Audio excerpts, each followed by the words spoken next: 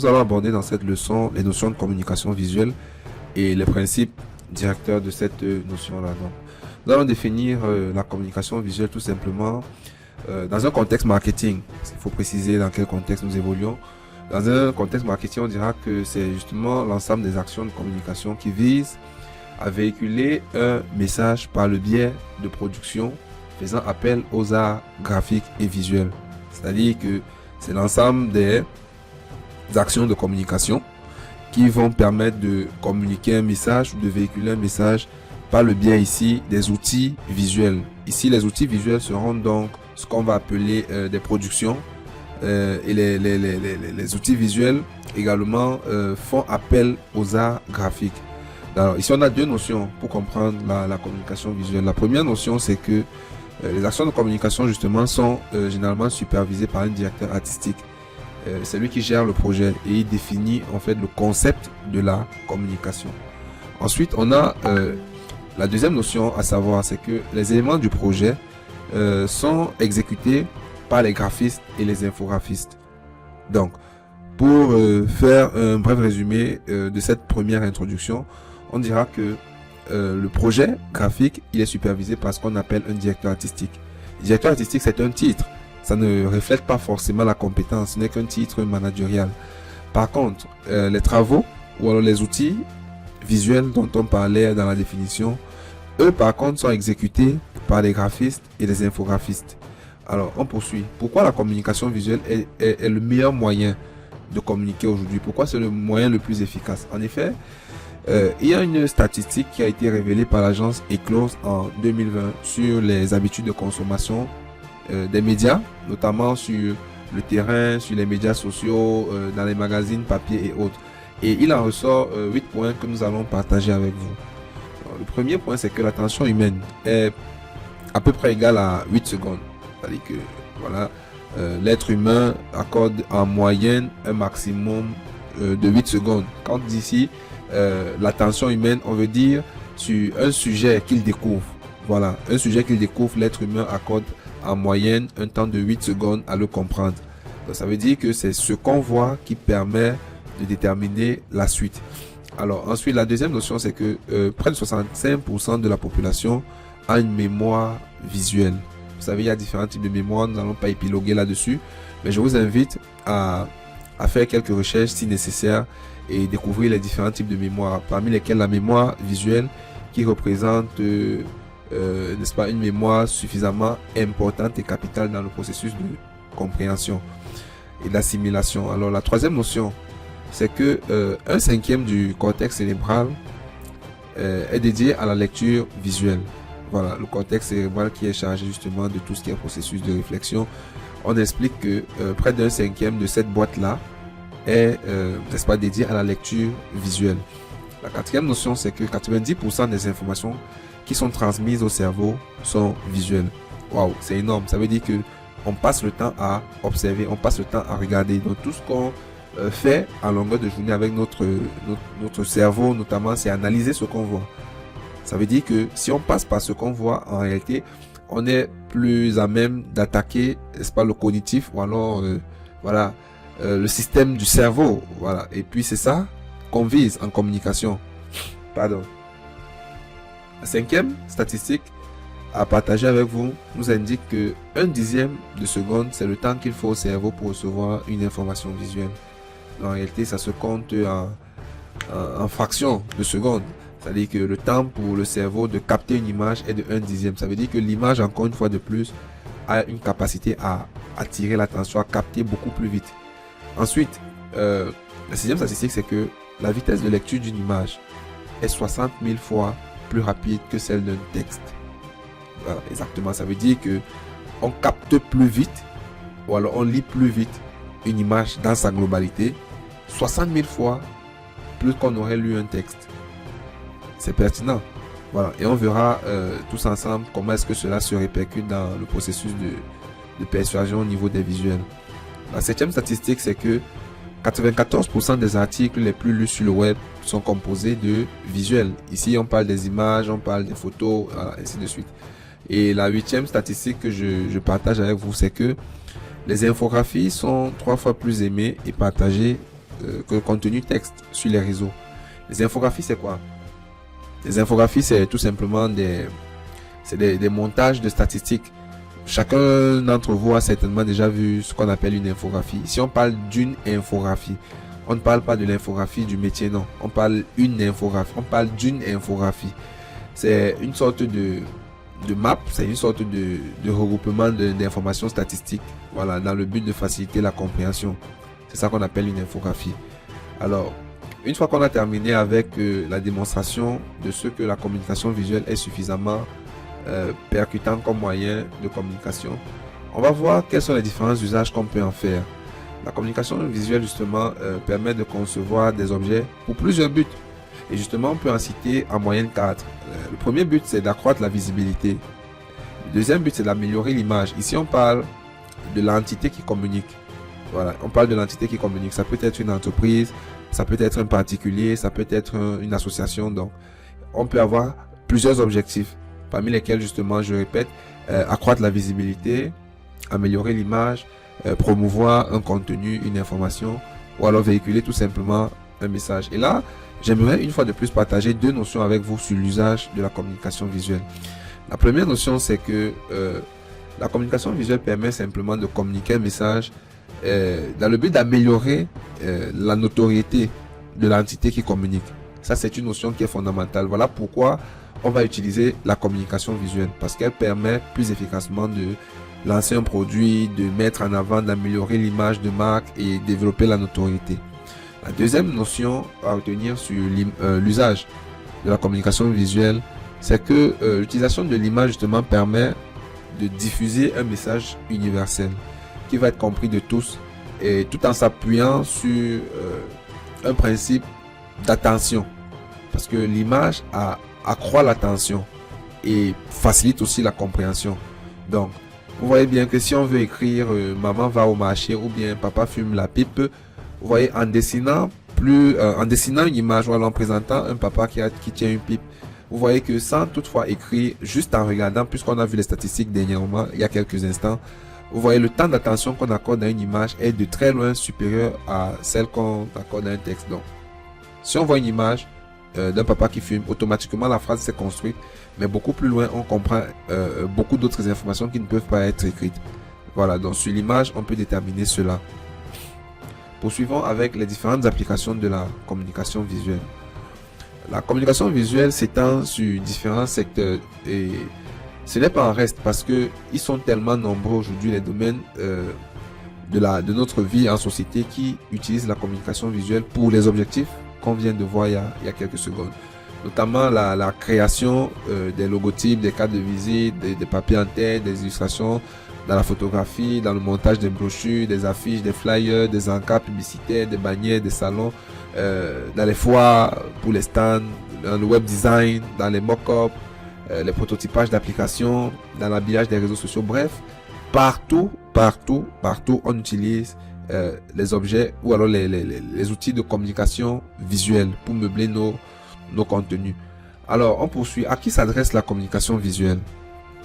La communication visuelle s'adresse tout simplement au grand public, hein, c'est-à-dire ça peut être des structures, des entreprises, ça peut être des particuliers, et tout en gardant le même objectif qu'on a vu tout à l'heure, c'est-à-dire améliorer l'image de marque, faciliter l'interaction, les échanges entre les différentes entités.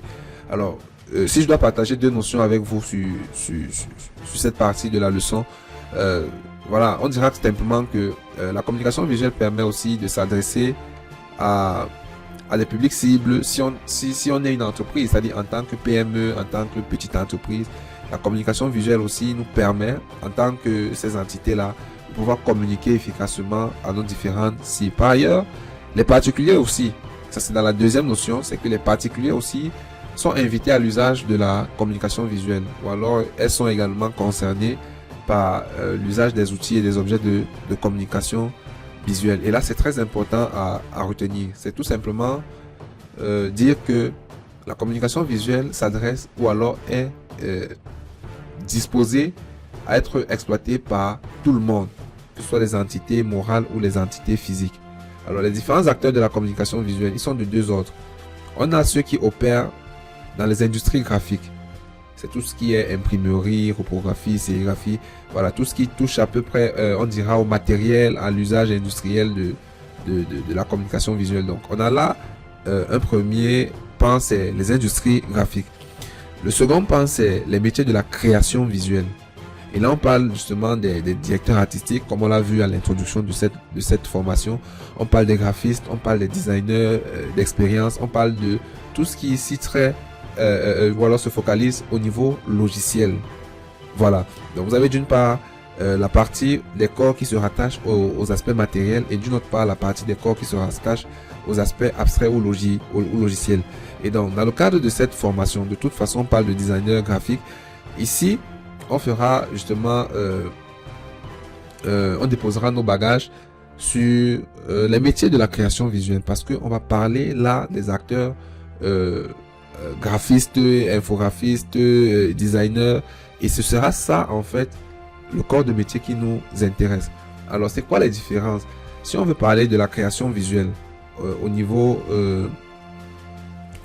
design, voilà, au niveau design, on dira simplement que c'est l'ensemble des processus ici de conception qui vise à mettre en œuvre et à coordonner la réalisation d'une communication visuelle. C'est-à-dire que la création visuelle, c'est tout simplement de matérialiser l'outil de communication visuelle. Ça peut être sur imprimé, ça peut être sur un fichier image, ça peut être sur un t-shirt, ça peut être sur n'importe quoi. Donc, ici, la création visuelle, justement, consiste à matérialiser l'outil de communication. Voilà, de communication visuelle. Et là, on a deux petites notions encore que je partage avec vous. La première notion, c'est que le processus de création, justement, est assuré par ceux qu'on va appeler les infographes, les designers, les graphistes, voilà, etc. Et de tous ces profils, ce qu'il est important de comprendre également, c'est que le designer graphique, lui, par contre, va intervenir dans l'élaboration de supports de médiation.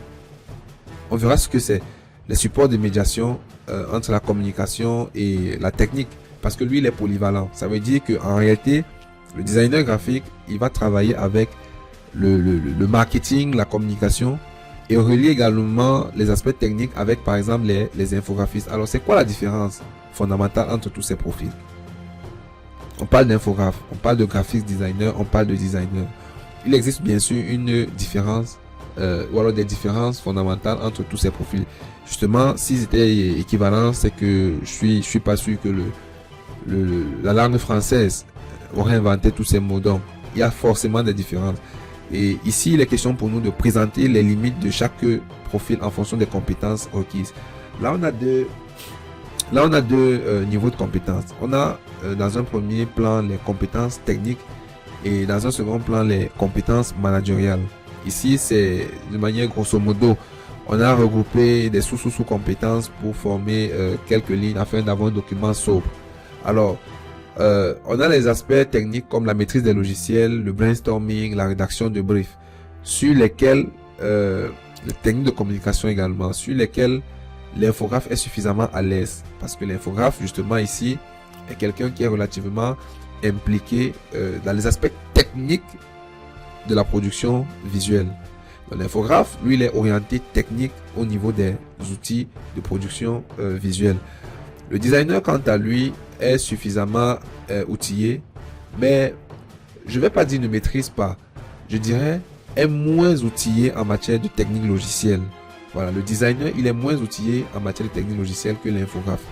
Et le graphiste designer également est suffisamment plein et calé en ce qui concerne les outils logiciels, le brainstorming et les techniques de communication. Donc, sur les aspects techniques, on retient que le designer est le moins impliqué à cause de sa baisse de régime sur l'usage des logiciels. Et on verra pourquoi. Parce que dans le deuxième pan, notamment sur les compétences managériales, on parlera ici par exemple de tout ce qui est stratégie, marketing et psychologie. On parlera de négociation et gestion des projets. On parlera de techniques de vente. Donc sur ces trois aspects seulement, on se rend compte que l'infographe, autant pour moi, ne performe pas. Pas du tout, ou du moins est totalement détaché. Pourquoi? Parce que l'infographe, justement, vous l'avez compris, est quelqu'un de purement technique. Voilà, l'infographe est quelqu'un de purement technique. Il n'a pas suffisamment de compétences pour parler stratégie marketing. Il n'a pas suffisamment de compétences pour parler de vente, pour parler de gestion de projet ou encore moins de psychologie et de négociation. Et on vient donc au niveau du designer qui, par contre, à ce stade est suffisamment calé, je dirais beaucoup plus impliqué sur les aspects managériels, parce que le designer justement a acquis une certaine maturité, et c'est de là que lui vient, ou alors lui, c'est ça qui lui a d'ailleurs valu la sous-moyenne à la maîtrise des logiciels. Donc, parlant du graphic designer, ici le graphic designer est suffisamment impliqué aussi dans les aspects managériels, sauf qu'en matière de technique de vente, il n'est pas toujours autant outillé que le designer. Parce que lorsqu'on parle ici de technique de vente, on parle de la capacité à vendre, c'est-à-dire de manière, c'est-à-dire la force de vente, c'est-à-dire que si vous avez produit un document pour un restaurant par exemple, le designer est capable de vendre jusqu'à vendre le produit en lui-même. Voilà, c'est ça en été la démarcation qu'on peut en faire avec le designer, parce que c'est peut-être pas mentionné ici, mais le designer intègre beaucoup de notions sociologiques. Voilà, c'est quelqu'un qui maîtrise la société, c'est quelqu'un qui est à l'affût des tendances, c'est quelqu'un qui conçoit les tendances, si vous voulez. Et là, si on veut parler de revenus entre ces trois catégories, on voit bien que l'infographe est le moins, je veux dire, payé parmi les trois. Le designer, quant à lui, est pratiquement au top. C'est un manager, vous l'avez compris, c'est un manager qui est quand même outillé sur des aspects techniques. Et le graphic designer vient juste en second plan parce que il hostille, il est justement il est relativement plus outillé que les deux autres profils, parce qu'il oscille entre la technique et le management. Donc, il est important qu'on comprenne et qu'on soit d'accord sur l'ensemble de toutes ces évaluations-là. Parce que on a souvent entendu des gens dire qu'ils sont des infographes et d'autres dire qu'ils sont des graphic designers ou des designers. Il est important aujourd'hui que vous asseyez ces différentes notions-là. C'est très important et c'est capital, parce que si on ne sait déjà pas quelles sont les compétences requises pour être attitré d'un certain nom ou d'une certaine nomination, on va être perdu. Alors si vous voulez être des infographes, travaillez beaucoup plus les aspects logiciels. Et je pense que ça commence par là, parce qu'on a tous été des infographes. Ensuite, vous allez développer les aspects managériels, notamment sur le marketing, la gestion des projets avec les différents marchés que vous aurez, les techniques de vente avec les différents principes qu'on verra dans la grande formation qui arrive bien sûr et qui est déjà disponible. Et vous passerez de cette étape-là pour devenir un designer en chef. Voilà, un designer en chef, c'est-à-dire ça va vous coûter quand même la performance au niveau logiciel, mais vous serez à même de pouvoir gérer à cette étape les graphic designers en eux-mêmes. Donc, pour faire un récapitulatif et poursuivre la leçon, on dira simplement, pour faire une analogie, une image, on dira par exemple que l'infographe est comme le maçon. Voilà, l'infographe, il est comme le maçon, ou bien, voilà, c'est le technicien de chantier. Le graphic designer, il est à peu près comme l'ingénieur de suivi. Voilà, c'est quelqu'un qui est déjà suffisamment outillé dans la technique, mais aussi déjà dans le management. Et donc, le designer ici est comme quelqu'un qui conçoit, c'est-à-dire, c'est comme un architecte de chantier, c'est comme quelqu'un qui a conçu la chose. Donc, il n'est pas forcément autant outillé pour les réaliser, mais il sait que c'est possible. Donc, il a la capacité de concevoir. Et je pense que lorsqu'on a abordé avec une certaine aisance la répartition de ces compétences-là, cela nous permet rapidement de pouvoir rentrer dans le vif du sujet à partir de la deuxième leçon que vous allez suivre en cliquant dans le lien qui se trouve juste en dessous de cette vidéo. Alors, on se retrouve dans la leçon suivante pour engager tous ensemble les notions essentielles sur la capture de besoins et le passage à l'action pour la réalisation d'un visuel créatif. À tout de suite.